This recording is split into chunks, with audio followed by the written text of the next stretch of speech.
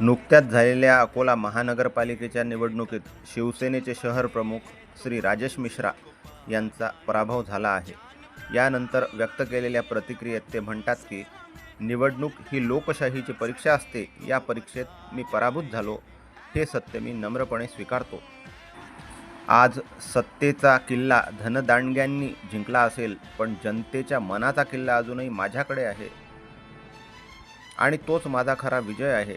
पराभूत झालो असलो तरी खचलेलो नाही, उलट जनतेच्या प्रश्नांसाठी आणखी ठामपणे, आणखी निर्भयपणे काम करीत राहीन. कारण माझी लढाई पदासाठी नव्हे तर सामान्य माणसाच्या हक्कासाठी आहे. मला साथ देणाऱ्या सर्व बंधू भगिनींना, प्रत्येक मतदाराला, विशेषतः नवमतदारांना मनापासून धन्यवाद. तुमचा विश्वास हीच माझी खरी ताकद आहे आणि ही लढाई इथे थांबणार नाही. मी तुमच्या सोबत आहे आणि कायम राहीन, असं शिवसेनेचे महानगर प्रमुख श्री राजेश कृपाशंकर मिश्रा यांनी म्हटले आहे.